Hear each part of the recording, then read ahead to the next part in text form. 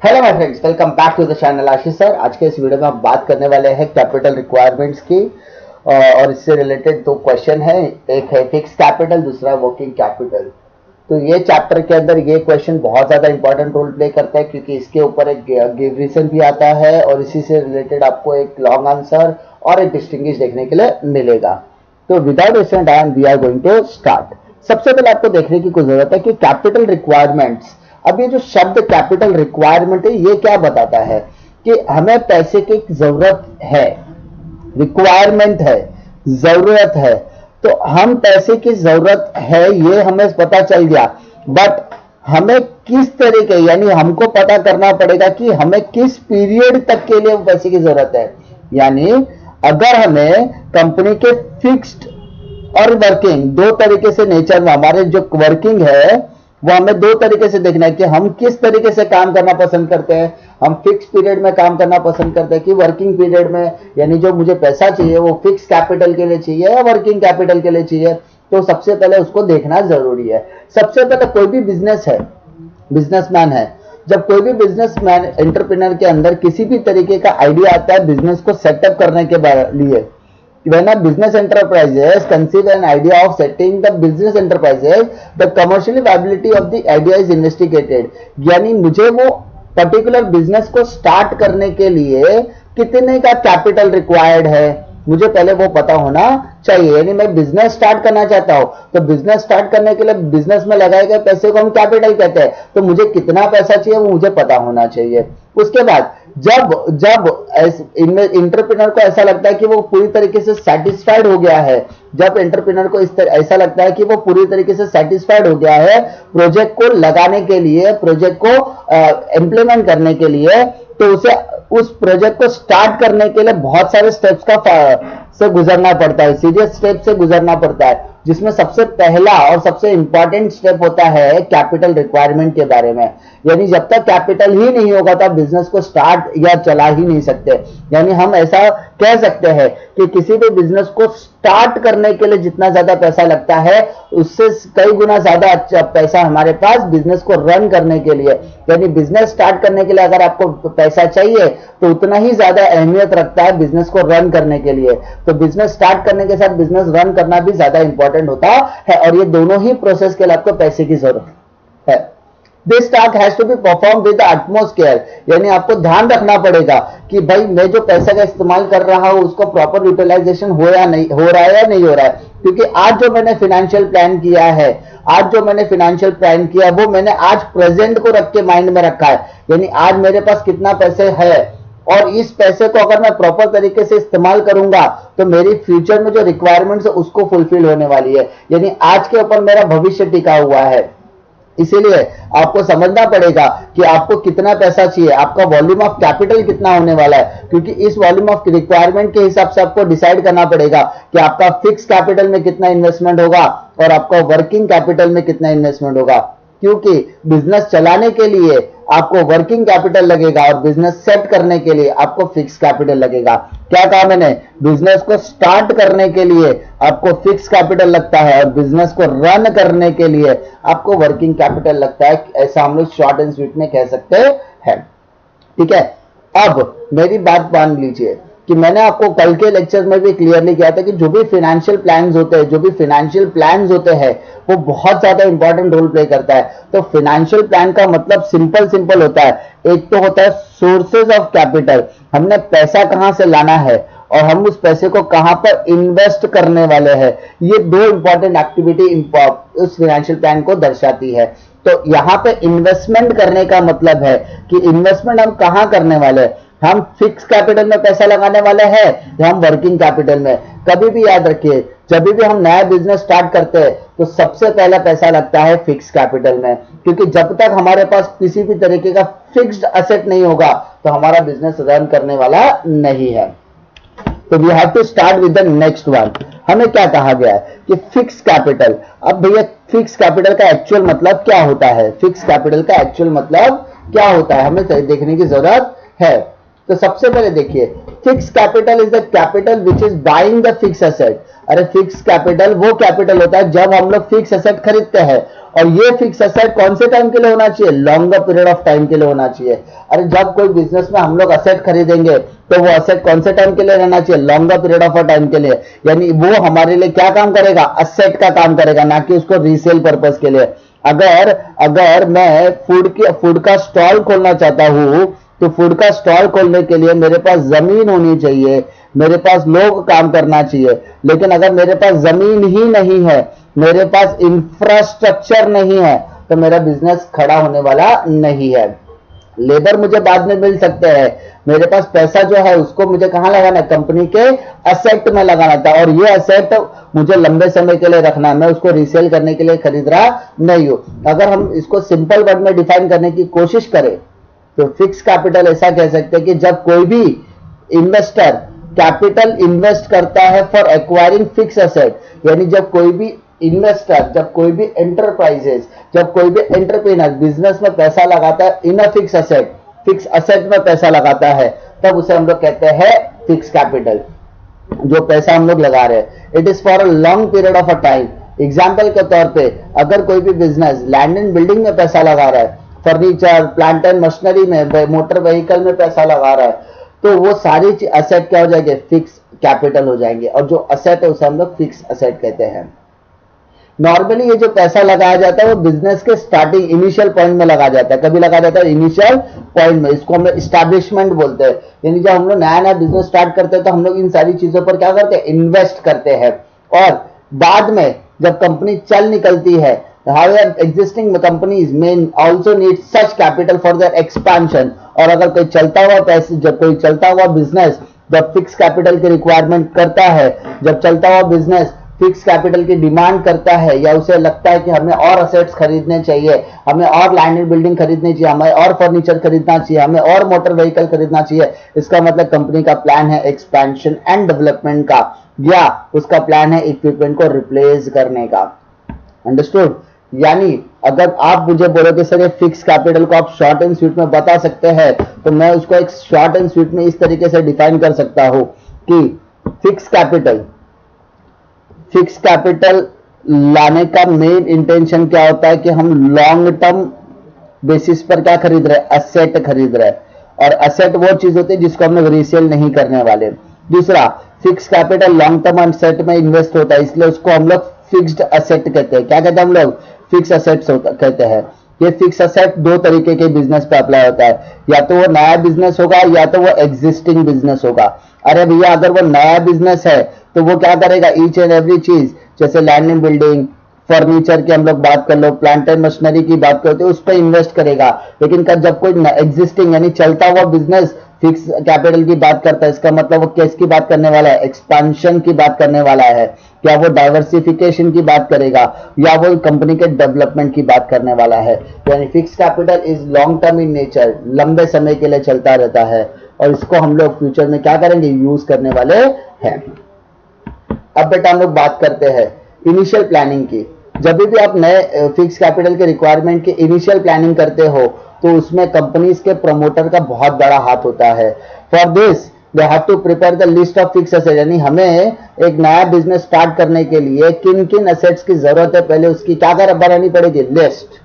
उसके बाद ये असेट कितने का पड़ेगा वो इंपॉर्टेंट है कि कॉस्ट ऑफ द असेट क्या होगा। यानी हम इन शॉर्ट कहा जाए तो हम we are going to make the budget किसका? हमारी रिक्वायरमेंट्स का। और रिक्वायरमेंट की बजट बनाने के बाद उसकी कॉस्टिंग निकालना इज वेरी वेरी इंपॉर्टेंट। तो हमको पता चलेगा कि हमें कितने कैपिटल की रिक्वायरमेंट है। उसके बाद हमें क्या करना है? इस कॉस्टिंग निकालने के बाद ईच एंड एवरी चीज की इंफॉर्मेशन निकालना है। क्या निकालना है? इंफॉर्मेशन निकालना है। इंफॉर्मेशन किस चीज का निकालना है? इंफॉर्मेशन इस चीज का निकालना है कि हमें जो लैंड खरीदना है उसकी कॉस्टिंग क्या होगी, हमें अगर बिल्डिंग को कंस्ट्रक्ट करना है तो उसकी कॉस्ट क्या होगी, हमारे प्लांट एंड मशीनरी की कॉस्ट क्या होने वाली है, हमारे मोटर व्हीकल की कॉस्ट क्या होने वाली है। तो हमें अल्टरनेटिव्स देखना है। उसके बाद अलग अलग असेट्स की अलग अलग वैल्यू को कैलकुलेट करने के लिए अलग अलग रिक्वायरमेंट्स की जरूरत होती है। तो the cost of different fixed asset is calculated and resulting the figure would be in total of fix capital requirement. और जब इन सभी चीजों को कलेक्टिवली कर लिया जाएगा तो उसे हम लोग फिक्स कैपिटल कहते हैं। अगर आपको एक वड़ा पाव का बिजनेस भी खोलना है या आपको मैकडी जैसी फ्रेंचाइजी भी खोलनी है तो आपको जमीन तो लगेगी, जमीन के साथ साथ बिल्डिंग लगेगी। बिल्डिंग का मतलब ये नहीं होता कि एक 2 माले की, 5 माले की, 15 माले की, 200 माले की बिल्डिंग नहीं। बिल्डिंग का मतलब होता है आपका इंफ्रास्ट्रक्चर भी इंपॉर्टेंट करता है। लैंड एंड बिल्डिंग, जो जगह आप बना लेते हो उसको बिल्डिंग, लैंड एंड बिल्डिंग कहेंगे। अटेस्टेड प्लांट एंड मशीनरी लगेगी, नई नई मशीन्स लगेगी, बर्गर बनाने के लिए मशीन लगेगी, सारे के सारे इक्विपमेंट्स लगे, तो वो सारे इक्विपमेंट के ऊपर खर्चा करना इज वेरी वेरी इंपॉर्टेंट। अब मोस्ट ऑफ द टाइम में क्या होता है, जब नया जब जमाना आता है, नहीं जब न्यू इंडस्ट्रियल पॉलिसी आई थी, न्यू इंडस्ट्रियल पॉलिसी आई थी, तब उसने क्या किया था, इंडिया के अंदर एक इंडस्ट्रियल रेवोल्यूशन लाया था। क्या लाया था? इंडस्ट्रियल रिवोल्यूशन लाया था। और ये इंडस्ट्रियल रिवोल्यूशन इतने तौर पर था कि जो हमारी बड़ी से बड़ी फैक्ट्रीज के अंदर क्या हो गया था, ऑटोमेटेड मशीन्स आ गई थी, जिस वजह से क्या हुआ था, प्रोडक्शन लेवल इज इंक्रीज। अगर आपके पास न्यूली और ऑटोमेटिक मशीन्स है तो आपका प्रोडक्शन लेवल क्या होने वाला है, इंक्रीज होने वाला है। अगर आपका प्रोडक्शन लेवल इंक्रीज होगा तो आपका सेल्स लेवल भी क्या होगा, इंक्रीज होगा। अगर आपका सेल्स लेवल इंक्रीज होगा तो आपकी मार्केट में प्रोडक्ट की अवेलेबिलिटी ज्यादा होगी। अगर आपके मार्केट की अवेलेबिलिटी ज्यादा है तो आपका जो सेलिंग है वो भी ज्यादा होगा। अच्छा, सेलिंग ज्यादा है तो इसका मतलब प्रॉफिट भी ज्यादा होगा। इसीलिए हर बिजनेस एंटरप्राइजेस नए नए मशीन्स के ऊपर इन्वेस्टमेंट करना पसंद करता है। अब एंटरप्रेन्योर क्या करता है, एंटरप्रेन्योर क्या करता है, इस फिक्स एसेट्स को खरीदने के लिए यानी फंड कहां से लाएगा, पैसा तो चाहिए, फिक्स कैपिटल में पैसा तो चाहिए, लेकिन फिक्स कैपिटल में पैसा लाएगा कहां से, तो वो रुख करता है कैपिटल मार्केट का। अब ये कैपिटल मार्केट में पैसा कहां से लाएगा, वो पैसा लाएगा शेयर से, वो पैसा लाएगा डिबेंचर से, वो पैसा लाएगा बॉन्ड से, वो ला सकते हैं पब्लिक डिपॉजिट से पैसा ला सकते हैं, वो बॉन्ड से पैसा इशू कर सकते हैं। तो उनके पास अलग अलग ऑप्शंस है, उनके पास बैंक का भी ऑप्शंस है या उनके पास फाइनेंशियल इंस्टीट्यूशंस का भी ऑप्शन है। तो अलग अलग ऑप्शंस उनके पास अवेलेबल होते हैं पैसे जमा करने के लिए। लेकिन इनका प्राइमरी ऑब्जेक्टिव एक ही चीज होने वाला है कि वो जो भी पैसा खरीदेंगे लेंगे वो कौन से पर्पस के लिए होना चाहिए, लॉन्ग टर्म के लिए होना चाहिए। और ये पैसा वो कहां पर इन्वेस्ट करेंगे, उनके कंपनी के फिक्स एसेट्स में इन्वेस्ट करेंगे। वो जो भी पैसा लाएंगे वो लॉन्ग टर्म के लिए होगा और वो किस चीज में इन्वेस्ट करेंगे, फिक्स एसेट में पैसा इन्वेस्ट करने वाले हैं। अब देखते हैं बेटा, what are the factors which affect the fix capital. मतलब फिक्स कैपिटल को रेज करने के टाइम पे या फिक्स कैपिटल कौन कौन से फैक्टर्स के ऊपर डिपेंड होता है, किन किन कारणों पर डिपेंड होता है, वो सारी चीजें आपको वहां पर देखने की जरूरत है। सबसे पहले बात करते हैं बेटा नेचर ऑफ द बिजनेस की। किसकी बात करते हैं हम? Nature of the business. यानी अगर आपका मैन्युफैक्चरिंग का इंडस्ट्री है तो आपको बड़ी बड़ी फैक्ट्रीज, बड़ी बड़ी प्लांट एंड मशीनरीज पर इन्वेस्ट करना पड़ेगा। लेकिन अगर आप पब्लिक यूटिलिटीज की बिजनेस की बात करते हो तो जैसे बैंक हो गया तो बैंक में एटीएम मशीन हो गई, ठीक है। तो जैसे पब्लिक यूटिलिटीज में हम लोग पब्लिक को सेटिस्फाइड, जैसे एटीएम मशीन हो गई, पासबुक प्रिंटिंग का मशीन हो गया, फिर कैश डिपॉजिट मशीन हो गया। तो ये सारी पब्लिक यूटिलिटीज की मशीन है, तो इसमें भी पैसा लगता है। लेकिन अगर आप मैन्युफैक्चरिंग इंडस्ट्रीज है तो उसकी प्रोडक्शन लाइन के लिए आपको नई नई मशीनरीज को खरीदना पड़ेगा, उसका एक फैक्ट्री का इंफ्रास्ट्रक्चर क्रिएट करना पड़ेगा और उसके लिए आपको बहुत लार्ज स्क्वायर फीट का एरिया लगेगा।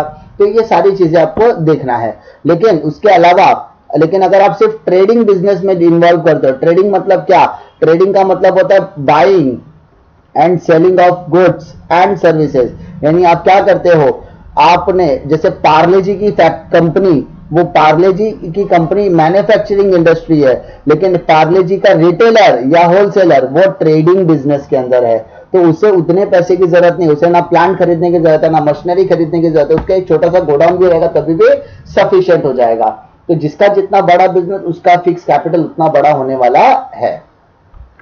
Now we are going to talk about size of business. Size of business का मतलब होता है बिजनेस कितना है, छोटा बिजनेस है कि बड़ा बिजनेस है।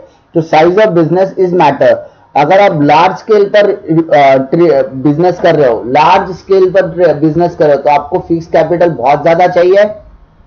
और अगर आप बहुत कम लेवल पे काम कर रहे हो तो आपको फिक्स कैपिटल भी कम चाहिए। लेकिन नॉर्मली क्या होता है, बड़ी बड़ी जॉइंट स्टॉक कंपनी हो गई है, जैसे रिलायंस हो गई, टाटा इंडस्ट्रीज हो गई, मित्तल ग्रुप ऑफ इंडस्ट्रीज हो गई, ये जितने भी है उनका फिक्स कैपिटल बहुत ज्यादा होता है क्योंकि इनकी फैक्ट्रीज बहुत हाईली ऑटोमेटेड मशीन से जो बनी होती है, इक्विपमेंट होते हैं, तो वहां पर उनके बिजनेस बड़े होते हैं तो फिक्स कैपिटल भी बड़ा होता है। लेकिन अगर एक छोटा सा वड़ा पाव वाला ले लीजिए तो वड़ा पाव वाले का एक ठेला होगा, उसके एक कढ़ाई होगा, उसमें तेल, तो उसकी जो रिक्वायरमेंट है वो बहुत छोटी है, उसका बिजनेस का साइज बहुत छोटा है। तो अगर बिजनेस का साइज अगर आपका बहुत बड़ा है, if you having a large size of business, तो आपका फिक्स कैपिटल का रिक्वायरमेंट भी ज्यादा होगा। If you are having a small size of business, तो आपका फिक्स कैपिटल का रिक्वायरमेंट भी कम होगा। मैकडोनल्ड का देख लीजिए, मैकडोनल्ड जो है वो लार्ज स्केल पे काम करता है, इसलिए उसका फिक्स यानी कोई आए या ना आए एसी चालू रहेगा ही, कोई आए या ना आए रेंट तो उसका चालू रहेगा। लेकिन स्मॉल बिजनेस का ऐसा नहीं होता। थर्ड बेटा बात करते हैं स्कोप ऑफ बिजनेस की। बिजनेस का क्या स्कोप है? बिजनेस प्रोडक्शन लाइन में काम कर रहा है कि डिस्ट्रीब्यूशन लाइन में काम कर रहा है? अगर बिजनेस प्रोडक्शन एंड डिस्ट्रीब्यूशन दोनों में काम कर रहा है तो इसका मतलब बिजनेस को अच्छा खासा कैपिटल का रिक्वायरमेंट है। Understood? Fourth point, extent of lease और रेंट, यानी कंपनी के पास एक ऑप्शन होता है लीजिंग एंड रेंटिंग। लीजिंग जो होता है वो लॉन्ग टर्म रेंटिंग बेसिस होता है, एक एग्रीमेंट होता है। जो लीज होता है वो लॉन्ग टर्म, ठीक है, एक एग्रीमेंट होता है जिसको हम लोग कॉन्ट्रैक्ट बोल सकते हैं, जिसके अंदर हम लोग क्या करते हैं, दो पार्ट, यानी जो कंपनी होती है वो कंपनी किसी और के एसेट्स को कुछ लंबे समय तक के लिए हायर कर लेती है, बदले में उसे क्या देती है, रेंट देती है, या उसे एक एक्यूमुलेटेड वैल्यू देगी। एक्यूमुलेटेड वैल्यू मतलब एक साथ एक वैल्यू दे देगी जिस पर वो एसेट को छोड़ के चला जाता है, यानी आप उसका इस्तेमाल करो। यानी ओनर कोई और है लेकिन उसका एसेट इस्तेमाल करने वाला कोई और है, बदले में ओनर को क्या मिलता है, या तो रेंट मिलेगा या तो उस चीज का एक एक्यूमुलेटेड वैल्यू मिलेगा। जैसे मान लीजिए मिस्टर ए है, उसकी जमीन है अलीबाग में और उसने उस जमीन को टाटा ग्रुप ऑफ इंडस्ट्रीज को दे दिया लीजिंग पर। मालिक तो ए ही रहेगा लेकिन उसकी जमीन पर प्लांट टाटा का लगा है, तो भाड़ा उसको मिलेगा, उसको सब कुछ मिलेगा, एक्यूमुलेटेड वैल्यू, लेकिन ओनर इज विथ ए, लंबे समय के लिए चलता है, इसलिए लीजिंग वाला कॉन्सेप्ट बहुत। अगर आप लीजिंग नहीं कर सकते तो आप रेंटिंग पर ले सकते हो जिसमें आपको मंथली रेंट पे करना पड़ता है। यानी यू हैव टू ऑप्शंस, यानी आप क्या करो, 3 साल 5 साल 6 साल 10 साल का रेंट एक साथ पे करोगे तो वो लीजिंग में कैटेगरी में आ सकता है, और अगर आप मंथली रेंट में डील करते हो तो वो रेंटिंग वाला बेसिस में चला जाता है। यहाँ पर देख सकते हैं रेंटिंग लीज का फॉर्मेट कॉन्सेप्ट लिखकर दिया है। उसके बाद बेटा बात करते हैं पॉइंट नंबर 5 की, अरेंजमेंट ऑफ सब कॉन्ट्रैक्ट्स। अरेंजमेंट ऑफ सब कॉन्ट्रैक्ट, सब कॉन्ट्रैक्ट का मतलब क्या होता है, जहां पर थर्ड पार्टी का इन्वॉल्वमेंट होता है। यानी जब कोई भी business, if the business want to do subcontract some process of production to others, limited assets are required to carry out the production. मान लीजिए जैसे डेल कंप्यूटर्स हो गया। डेल कंप्यूटर्स क्या करता है, जो उसका जो एक्चुअल में मदरबोर्ड होता है, किसी भी कंप्यूटर के अंदर जो मदरबोर्ड होता है या प्रोसेसर होता है, दोनों में से कोई भी एक ले लीजिए, वो इंटेल बनाता है, ठीक है, कौन बनाता है, इंटेल। तो डेल कंप्यूटर्स को किसके ऊपर ध्यान देना है, असेंबलिंग लाइन के ऊपर ध्यान देना है, असेंबलिंग के ऊपर ध्यान देना है, क्योंकि उसका जो पार्ट्स है वो बनाने वाली कंपनी अलग है। आईबीएम हो गया, तो वो क्या करता है, असेंबलिंग करते थे पहले, अलग अलग कंपनी के मशीन्स को लेकर आके असेंबलिंग। तो डेल कंप्यूटर्स को जो पैसा लगाना वो असेंबलिंग में लगाना है, क्योंकि प्रोसेसिंग और मदरबोर्ड जैसे जो इक्विपमेंट है उसको डेवलप करने का काम कोई और कर रहा है। तो प्रोडक्शन लाइन से अच्छा उन्होंने असेंबलिंग, तो असेंबलिंग के लिए उनको असेंबलिंग की मशीन लगेगी, प्रोडक्शन के लिए उनको अलग से प्रोसेसिंग की मशीन खरीदने की जरूरत नहीं, क्योंकि वो किसी और से करवा कर ले रहे हैं। 6 पॉइंट बेटा, acquisition of old asset. Acquisition of old asset का मतलब क्या होता है, ओल्ड एसेट को अक्वायर्ड करना। मतलब कभी कभी क्या होता है कि ओल्ड इक्विपमेंट्स और ओल्ड प्लांट्स को अवेलेबल कराते हैं एट अ लो प्राइस, जिसके वजह से it would reduce the need for investment in fix asset, जिसके वजह से वो क्या करते हैं, फिक्स एसेट में इन्वेस्टमेंट करने में जो पैसा लगेगा उसको कम कर देते हैं। फॉर एग्जाम्पल, आपने सूर्यवंशी पिक्चर देखी, सूर्यवंशम पिक्चर देखा रहेगा आपने, सूर्यवंशम कौन सी? अमिताभ बच्चन की, बिग बी की। उसमें देखा रहेगा कि आपने जो यंग अमिताभ बच्चन है, ठीक है, वो यंग अमिताभ बच्चन जो रहते हैं, जिसका नाम हीरा रहता है, उनको उनके अंकल ने सेकेंड हैंड बस खरीद के दिया होता है। अच्छा, नया बस खरीदने के लिए जितना पैसा लगेगा उससे कम पैसा सेकेंड हैंड में लगेगा। अरे नया बस खरीदूंगा तो मुझे 10 लाख लगेगा, लेकिन सेकेंड हैंड बस 1 लाख में आ रही है। बिजनेस तो दोनों करना ही है, तो यहां पर आपका इन्वेस्टमेंट क्या होता है? कम लगता है। तो कंपनी भी वही करती है, कंपनी कभी कभी सेकेंड हैंड एसेट पे भी डील करती है ताकि उनका इन्वेस्टमेंट का जो पर्पज है वो कम हो जाए। मैं लैपटॉप, मुझे लैपटॉप पर काम करना है, लैपटॉप मेरा नया लैपटॉप है 50,000 रुपए का, लेकिन मेरे फ्रेंड ने सेकेंड हैंड लैपटॉप बेचने का सोचा है, उसने बोला कि मुझे लैपटॉप बेचना है 15,000 में। अरे लैपटॉप पे तो मैं काम करने ही वाला, तो मैंने क्या किया, 50,000 की इन्वेस्टमेंट से 15,000 का इन्वेस्टमेंट करना ज्यादा काम बेहतर समझा। इससे मेरा क्या हो गया, इन्वेस्टमेंट इन फिक्स एसेट थोड़ा सा कम हो गया। अंडरस्टूड? नेक्स्ट पॉइंट देखो बेटा, acquisition of asset on concessional rate, यानी जो भी असेट हम लोग एक्वायर करेंगे, कोशिश करते हैं कि हमको जो असेट मिले वो कंसेशनल रेट पे मिले, ताकि इससे हमारा जो फिक्स असेट का इन्वेस्टमेंट है वो कुछ हद तक कम हो जाए, या ऐसा कह सकते हैं कि इंस्टॉलमेंट पे भी हम लोग डील कर सकते हैं, तो ताकि आज हम लोग इस्तेमाल करेंगे, धीरे धीरे उसका पैसा पे करते रहेंगे। यानी इंडस्ट्रियल ग्रोथ के लिए रीजनल लेवल पर काम करना पड़ता है। गवर्नमेंट क्या करते हैं, लैंड एंड बिल्डिंग मटेरियल आपको कंसेशनल रेट पर प्रोवाइड करती है। जब आप किसी भी कस्बे में या गांव में आप जब इंडस्ट्रीज लगाओगे तो वहां पर गवर्नमेंट आपको सपोर्ट करती है, तो आपको जो भी इक्विपमेंट लगते हैं या जो भी लैंड एंड बिल्डिंग लगती है वो आपको कंसेशनल रेट पे मिल जाता है। उसके बाद आप क्या करते हो, plant and equipment instalment basis पे खरीद लेते हो, तो जिससे आपको एट वन टाइम पैसा लगाने की जरूरत नहीं, आपको जो पैसा लगाना है वो धीरे धीरे इंस्टॉलमेंट में लगाना पड़ता है। तो ये भी आपके लिए एक ऑप्शन हो सकता है। इन शॉर्ट, नया बिजनेस चालू करने के लिए आपको जो चाहिए वो सारी चीजें आपको मिल रही है, लेकिन आपको एट अ कंसेशनल रेट मिल रही है। 8, इंटरनेशनल कंडीशन। बहुत मैटर करता है इंटरनेशनल कंडीशन, क्योंकि जब बड़ा बिजनेस, जब लार्ज ऑर्गेनाइजेशन अपने बिजनेस को इंटरनेशनल लेवल पर लेकर जाता है तो उसको पैसा भी ज्यादा लगता है, क्योंकि जब बड़ी बड़ी कंपनियां इंटरनेशनल लेवल पर जाती है तो उसमें जंग छिड़ी होती है, कंपटीशन लगा होता है, और कंपटीशन को फेस करने के लिए आपके पास अच्छा खासा पैसा होना चाहिए फिक्स एसेट पे, क्योंकि आपको यहां पर अगर आपने गलती से शॉर्टेज क्रिएट हो गया, मान लीजिए अगर कंपनी के आज मार्केट में 2 कंपनियां हैं, एक पेप्सी और दूसरी कोको कोला, कोको कोला के यहाँ पर किसी भी तरीके का अगर शॉर्टेज हो गया तो वो टाइम पे पूरा का पूरा एडवांटेज पेप्सी लेके चले जाने वाला है। तो कोको कोला को हमेशा अपने ऑर्गेनाइजेशन के अंदर शॉर्टेज क्रिएट ना हो, इसीलिए उसको अच्छी से अच्छी मशीनरीज पे वो इन्वेस्ट करता है, अच्छे से वर्कर्स वगैरह पे दाव लगाता है, ताकि किसी भी तरीके का कोई प्रॉब्लम क्रिएट नहीं होना चाहिए। वो अल्टरनेटिव मशीन्स को भी अपने पास रखता है ताकि किसी भी तरीके का सिचुएशन हो जाए तो उसको प्रॉब्लम नहीं होना चाहिए। जैसे आप देख सकते हो पार्ले जी लॉकडाउन के समय पे पार्ले जी सबसे ज्यादा वो सेल किया, क्यों? क्योंकि उनका जो 1 हफ्ते का शॉर्टेज प्लान था, उन्होंने वो शॉर्टेज प्लान को फटाफट रिकवर कर लिया, जिस वजह से 3 महीने के लॉकडाउन के पीरियड में भी सबसे ज्यादा यानी 89 ईयर्स तक का जो लॉस उन्होंने एक साथ रिकवर, ऐसा बोल सकते हैं 89 ईयर्स में जो प्रॉफिट उन्होंने कभी नहीं कमाया वो प्रॉफिट उनको सिर्फ 3 महीने के इसमें मिला, क्योंकि उन्होंने अपने बेस्ट रिसोर्सेस का क्या किया, इस्तेमाल किया हुआ है।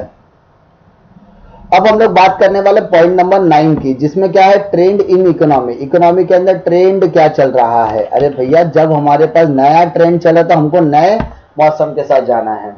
ऐसा हम लोग कह सकते हैं कि जब नया बिजनेसमैन या कोई भी एंटरप्राइजेस, एग्जिस्टिंग एंटरप्राइजेस ऐसा सोचता है कि हमें अब एक्सपांशन की तरफ बढ़ना चाहिए, तो एक्सपांशन करने के लिए उसको फ्यूचर में बेनिफिट लेने के लिए अभी जो पैसा लगेगा वो अच्छा खासा फिक्स एसेट में इन्वेस्ट करना पड़ेगा, क्योंकि ये उसके ऐसा बोल सकते हैं माहौल के साथ चेंज होना, ऐसा हम लोग कह सकते हैं कि माहौल के हिसाब से चेंज होना या आने वाले फ्यूचर के हिसाब से अपनी कंपनी को मॉडिफाई कर लेना। अगर आपको पता है कि आने वाले टाइम में आपके बिजनेस का ग्रोथ बढ़ने वाला है और वहां पे नई नई टेक्नोलॉजीज अडॉप्ट होने वाली, तो आपको टेक्नोलॉजी को टाइम भी क्या करना पड़ेगा, अडॉप्ट करना पड़ेगा, वरना आपका बिजनेस पीछे ही रह जाने वाला है।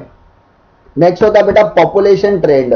पॉपुलेशन ट्रेंड का मतलब होता है पॉपुलेशन जैसे दिन ब दिन इंक्रीज होते जाता है, जैसे जैसे पॉपुलेशन दिन ब दिन क्या हो रहा है, इंक्रीज होते जाता है, वैसे ही मैन्युफैक्चर क्या करता है, नई नई अपॉर्चुनिटीज ढूंढता रहता है कि पॉपुलेशन बढ़ेगा तो पॉपुलेशन, जैसे लॉकडाउन के समय में जो लोग भाजी तरकारी नहीं भी बेचते थे, जो लोग रोजमर्रा की जिंदगी में सामान नहीं भी बेचते थे, आज वो भी वो सामान बेचने पे मजबूर है। क्यों? क्योंकि उन्होंने देख लिया कि हम जो बिजनेस में डील करते थे वो बिजनेस अब बंद हो चुका है, तो हम क्या करते हैं, पॉपुलेशन के हिसाब से ट्रेंड करते हैं, पॉपुलेशन के हिसाब से अपने बिजनेस को मॉडिफाई करते हैं। जैसे एग्जांपल के तौर पर ऑटोमोबाइल इंडस्ट्री, नई नई टेक्नोलॉजी आ रही है तो ऑटोमोबाइल इंडस्ट्री क्या कर रही है, चेंज हो रही है। जैसे electronic goods like mobile phones and all, आप हर दिन उठो तो एक नए फीचर्स के साथ मोबाइल फोन आ रहा है, क्योंकि जैसी आपकी जरूरत है वो जरूरतों का आपका ख्याल रखा जा रहा है। Readymade garment, fashion and all, तो उसके लिए आपको अच्छे खासे पैसे की जरूरत पड़ने वाली है।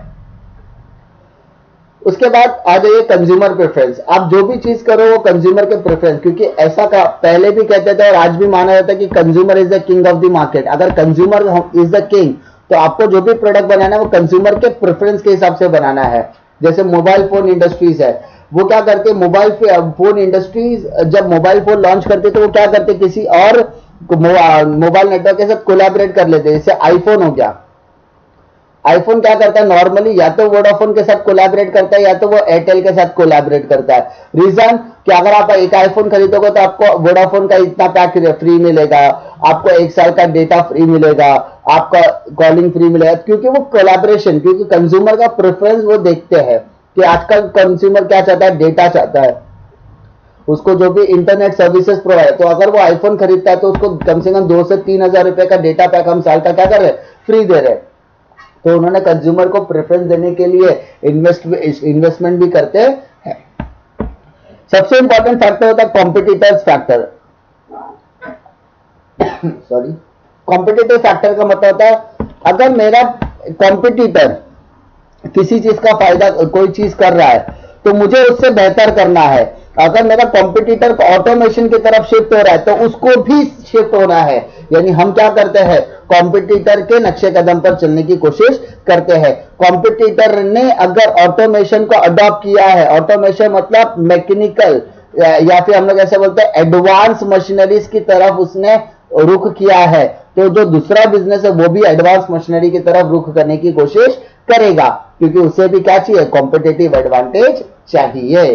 तो ये सारे फैक्टर्स होते हैं जो फिक्स कैपिटल को देखने का काम करते हैं, और इन सारे फैक्टर्स में फिक्स कैपिटल की रिक्वायरमेंट होती है, क्योंकि इसमें हर बिजनेस का एक ही मकसद होता है, मुझे एक बिजनेस क्या करना है, स्टार्ट करना है। अगर मेरा बिजनेस रनिंग है, अगर मेरा बिजनेस एग्जिस्टिंग है, तो मुझे एक्सपांशन, डाइवर्सिफिकेशन का काम करना है, मुझे बिजनेस को डेवलप करना है, ताकि मेरे बिजनेस को डेवलप करने में मुझे कॉम्पिटिटिव एडवांटेज लेना है। तो इन सभी चीजों के लिए मुझे एडवांस होने की जरूरत है, और उस एडवांस के लिए आपको क्या चाहिए, पैसा चाहिए। तो पैसे को हम लोग कहां से लाएंगे, फिक्स कैपिटल से लाएंगे। उम्मीद करता हूं कि आपको ये क्वेश्चन में कोई डिफिकल्टी नहीं आएगी। नेक्स्ट लेक्चर में हम लोग देखने वाले वर्किंग कैपिटल। तब तक के लिए मिलता हूं मैं आपको नेक्स्ट लेक्चर में, तब तक के लिए जय हिंद।